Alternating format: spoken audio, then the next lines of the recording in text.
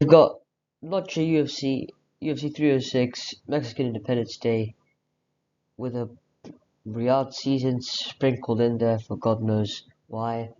We have Sugar Sean O'Malley versus Merab headlining, and Grasso versus Shevchenko 3. That is going to be the co-main. I apologize for the shitty audio quality, because I'm poor. I'm currently doing this on a small shitty laptop, and I'm using the mic from my little brother's gaming headphones. So I mean gaming headset. So yeah, I'm fully cooked. But if you support the channel and just enjoy my breakdowns, which they are very good, hopefully, yeah, maybe I'll afford to actually get something good. But nonetheless, here we go. So the first match we've got the inbred that is Raul Rosas Jr. and Aori Chileng. Well, I do call him the lamb to slaughter. The reason for that is, well, UFC are protecting the investment here. They know what they're doing. They're putting some fights under Rosas's belt, but not giving him anything too hard. You understand? Um, so Aori Chileng is just a bit of an NPC fighter. He's just okay in some places. I feel he's gonna get out grappled. He does have a bit of pop in his hands, but striking's not that great, and I think Raul Rosas will be able to out grapple him. Maybe find a submission in round 2, round 3. Hop on the mic, say some stupid shit. He sounds retarded as well, say chihuihuis. His parents are 100% siblings or cousins or something, but you get the point. Yeah, off you go, next slide. We've got my boy Joshua Van. If you have looked, he's in my YouTube banner, for a reason. He's my guy. I love him so much. And he's fighting Edgar Chairez, a little skinny guy. Looks a bit weird. Looks a bit goofy, as it says above him. Yep, he's a veteran. Well, Joshua Van is a much better striker, much better boxer. I think he's going to school him on the feet. And even though he did get KO'd 2 months ago, and the turnaround doesn't seem that great, but I don't think Chairez is dangerous enough on the feet. He doesn't have that much power. He's not that great. His skill is his takedowns, and I mean not his takedowns, just his ground game. He's got a few finishes, submissions there, but Joshua Van's takedown, I don't think he's been taken down. His takedown defense is good, very good. I don't think he's gone against a grappler like Edgar Chairez yet, but I think he'll be able to stand the test, and shouldn't be a problem for him. I'll go. He's pretty small for the division. I don't think he doesn't carry that much power, so I don't think he'll be able to knock out Chairez. I think he will take him to decision. Inshallah, my brother Joshua Van from Myanmar, Mr. Fearless. Okay, next fight. Up, we've got Ignacio Bahamondes versus Manuel Torres. So we got Bahamondes. This guy looks absolutely drained, man. Just look at him. The cheekbones are out. The cheeks are absolutely drawn in. All the water's taken out of him. He's like the tallest guy at lightweight. You should not be fighting there. The weight cut must be a bit weird for him. He looks absolutely drained. Looks Somali at this point. But yeah, he's got good kicks. He's got good striking, but I think he's gonna get absolutely touched by Torres.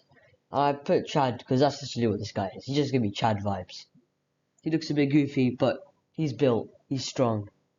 He's got a nice little jawline. Looks like a Chad. I'm just saying, this guy's a beast. He likes to can muscle people, just grab you and just slam you down. He's got some good power. Yeah, I feel like he's got this in the bag, man. Manuel Torres is good. He's a beast. I like him. Up, we've got one of the second best football player of all time versus the not Jamaican, not so sensation. That's his nickname, Jamaican sensation, O.D. Osborne. Yeah, Don't really know. To predict this fight, I don't really know. I put Ronaldo Rodriguez is unproven. He's only beaten up bums. He's 19-2.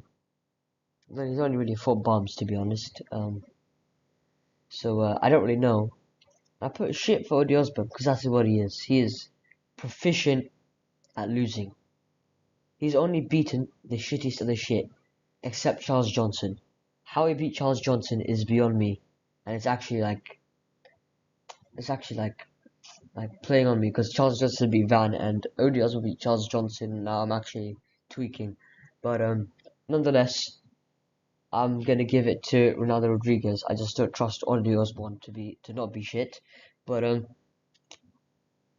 actually hope it proves me wrong because I feel bad for the guy. He just looks like a nice guy. Just imagine with Jamaican accent, bro. He just seems like a nice guy, you know. I feel like he hasn't been doing the best lately. He's just been getting cooked. I actually want him to. I hope he proves me wrong, but I don't think he's gonna win. But yeah, off we go. Then we have the battle of the cheekbones. Yeah, these guys have sucked in cheekbones, man. Okay, not as much as Ignacio, but he's he's Mr. Malnutrition. Like no one. Shut the hell up, Ignacio. You shouldn't be fighting here. You should be. What? He's like 6'2", 6'3". Like what the hell, man? He's like tall enough to be a middleweight. Like he's tall. He's too tall, man. Like he shouldn't be fighting. Is that Jalen Turner should move up as well? They're both around the same height. But we've got two absolute monsters. Actually, I wouldn't say that. Esteban is we could call him a monster. He brutally head kick KO'd Terrence McKennie in his last fight. I think I had him in the Golden Freddy position, like slumped over the cage with his shoulders on it and like head tilted to the side. Like that was disgustingly brutal. But I still think Zellhuber's gonna win. I think Zellhuber gonna pop the jab, maintain distance well. I think Esteban's gonna be pressuring, but I think Zellhuber's gonna be the one to take this. But Esteban could catch him, but I think I'm going with Daniel Zellhuber on this one. Oh, we have Brian Ortega versus fan favorite Diego Lopez. Okay, this is where it gets interesting. Diego Lopez. Mr. Mullet, I don't really. This is a tough one. If it was a 5-rounder, I would go Ortega, but this is a 3-rounder. It's kind of changed my perspective a bit. In terms of striking, Diego Lopez has a lot of pop in his hands. He has a lot of power. Sure, the clinch strikes against Sadiq Youssef, clipped Ige a few times. Yeah, I don't know what to say. He's got a lot of power. His clinch strikes are really good, but his boxing is good. His ground game is really good. His jiu-jitsu is fantastic. But he's going against Brian Ortega today. And Brian Ortega, we all know this guy. Has a little soy boy physique, but is clearly not a soy boy somehow. Don't know where he gets the strength of that shitty looking physique. Yeah. Happened that I thought he was gonna lose to Yair. Pulled it out of his ass. Let's put that fight. He's getting absolutely clipped. To be fair, he did roll his ankle. And Yair is one of the best strikers in the division. But yeah, and he managed to take him down. But the thing is, Yair is a sack of potatoes on the ground. Let's be honest. He's a piece of he's shit. Even though he's got submission against Josh Emmett. Josh Emmett's not really known for his great wrestling, is he? And yeah, he's just like a little pussy, basically. But you don't know, Diego Lopez is not like that at all. He's not nothing to be pushed around the ground. I do think Ortega is the better grappler, better wrestler, better jiu-jitsu artist. But I don't know if the gap will be enough to we'll have to find a submission. I feel like he will be able to take him down because in the past Diego Lopez has been taken down, and he seems happy to be taken. He seems fairly happy to go on his back and try something, but he's definitely not submitting Ortega. I don't think Ortega will be able to submit him unless it's in the later rounds. And And Diego does tend to gas out in the third round. I cut him some slack for the Evie fight because he had to cut weight 3 times. So it's not. I wasn't too bad as many people like to make it seem, but it's a pattern. It's not just that fight. In the previous fights, I've got the third round. He seems to slow down a bit. His cardio is still good, but the pace he puts on for round one is not too sustainable. So I feel like he's gonna take round one, probably round two. Then I don't think he knocks out Ortega because you know Ortega is good for taking damage. Even though the weight cuts seem to be getting harder for him, I feel like Ortega is just gonna be. He might get dropped once or twice, but I feel like he's gonna be able to recover, like he usually does.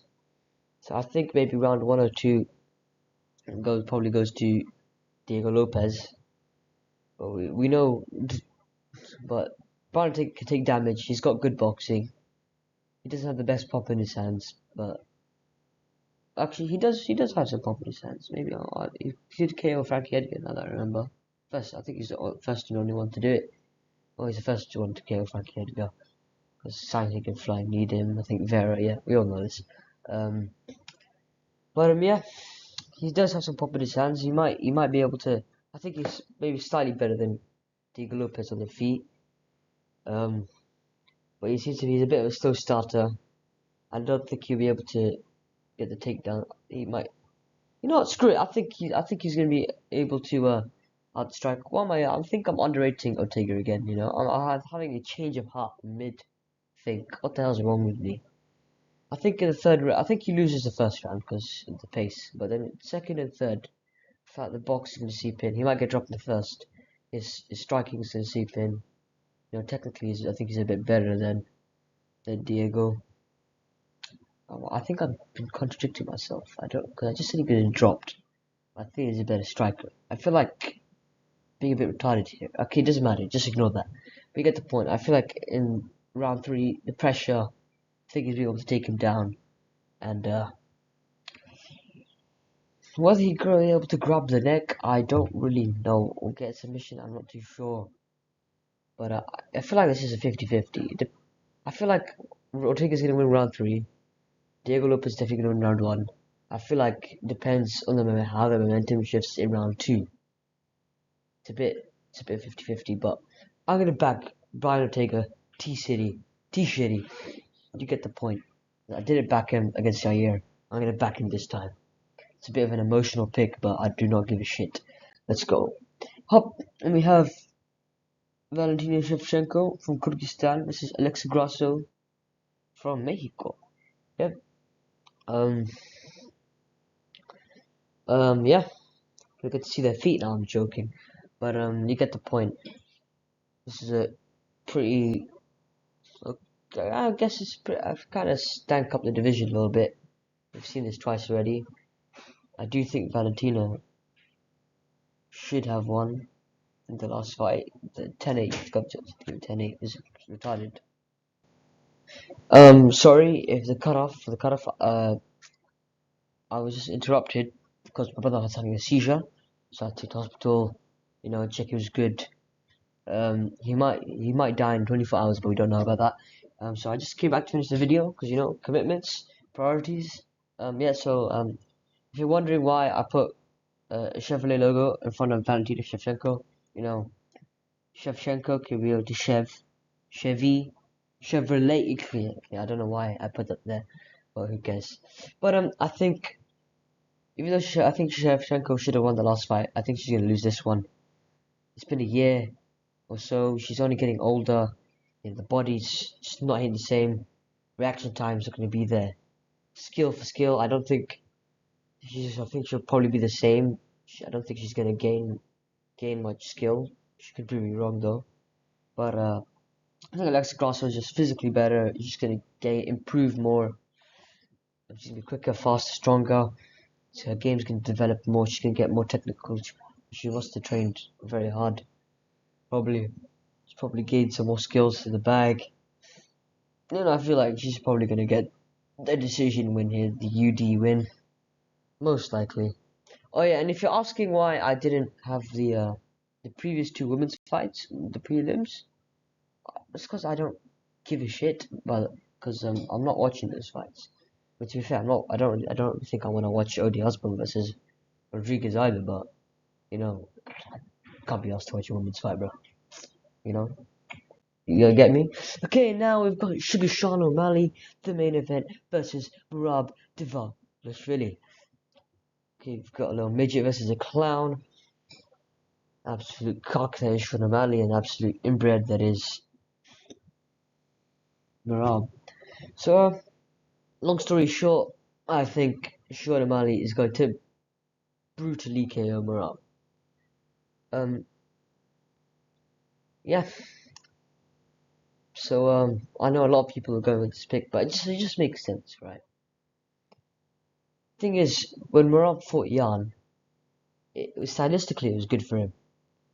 Jan's a slow starter, and he just disrupted the pace.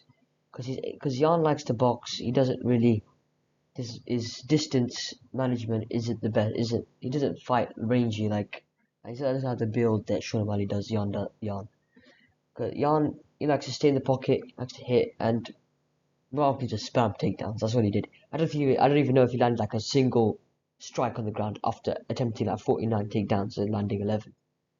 Like Jan's a fantastic wrestler, but Merab was just shooting, getting him down. Jan would get back up, tiring him out, disrupting the rhythm. Like literally every time Jan would throw a combo, he ducked down. But he won't be able to do that against O'Malley. O'Malley will throw kicks down the middle, leg kicks. He's a lot rangier. He's got the right hand down the middle that could easily slap Merab. You know, and I feel like it's gonna be a lot harder for him to pressure, like a lot harder stylistically. Even though I do think Jan is probably maybe better than Sean, but stylistically it's just harder for Merab to pressure him. And yeah, I think he's probably gonna get clipped once. He probably might survive because he just got that survival instinct in him. But I feel like he's gonna keep getting clipped. When he throws, his defense is not very good. He got clipped by Marlon Moraes, and to be fair, Marlon Moraes has got bombs in his hands, but he somehow survived. But he got clipped by Cejudo. To be fair, he's a good striker, does have some power, but they're just not on the level of Sean O'Malley. Sean O'Malley is powerful, but what makes him so good is his pinpoint accuracy. That just makes him so good. His speed, his accuracy, his timing. I feel like Merab just doesn't have that kind of level of striking. I feel like he's just going to get clipped and clipped until a big shot lands. He might get dropped, he might survive, but then another big shot's going to land. And I feel like he's not going to be able to get close enough. So I feel like in round 1 or 2 he's going to get KO'd. Unless he has some big adjustments, you know, I don't think he's going to win this. And also, let's not forget, he may or not have stop friction. There's something going around. Maybe it's just a friction burn from a mat burn or something. But maybe it's being overplayed. But if he does have stuff, then he's actually cooked because he's fully cooked. Like there's no chance. Because the only thing he has in anyone is his cardio, able to weaponize it. And even if he takes Sean O'Malley down, he doesn't have any finishing ability there. He only thing he's done there is he KO'd a super gas, super shit Marlon Moraes. That's about it. And Sean O'Malley has very good jiu-jitsu, is good off his back, and Merab has literally no finishing threat. He can't get submissions. When people turtle, he doesn't take the back. His jiu-jitsu's not that great. So Aljo's probably, in terms of jiu-jitsu, Aljo's a lot better than him, but Aljo's wasn't able to clear the distance like Merab, like was able to clear the distance, close the distance, and I don't think Merab will either. So yeah, if Merab's able to get the takedown, he's gonna have to land another and another before he gets sniped. I mean, if he's improved his striking and he's able to do, or improved his grappling, whatever, he might be, and he may pull one off, and hats off to him, but I really don't think he's gonna do it. And if he gets stuck in another Marlon Moraes type situation where he's rocked and going everywhere, and he has a chance to survive, I feel like because the UFC is like protecting Sean O'Malley, he's like there.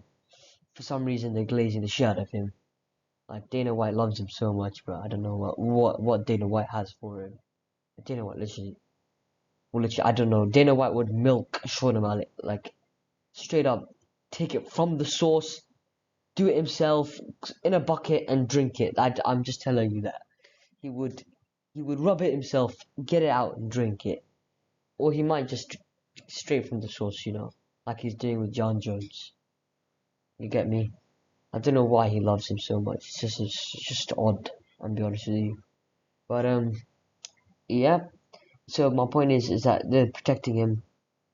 I feel like if Merab's all over the place, they might just end the fight before he gives the chance to recover. So I feel like everything's not in Merab's favor. You know, the true Georgian slash Mexican. I feel like it's pretty cooked. But I do actually want Merab to win. Because it would just be so funny. The whole internet would break. It'd just be the most ridiculous bullshit ever. Like, it'd be so fucking funny. So, yeah. That's it. That's all my picks. I hope I'm right. For two of them, I hope I'm wrong. So, inshallah, brothers, I'll see you in another video. See you later.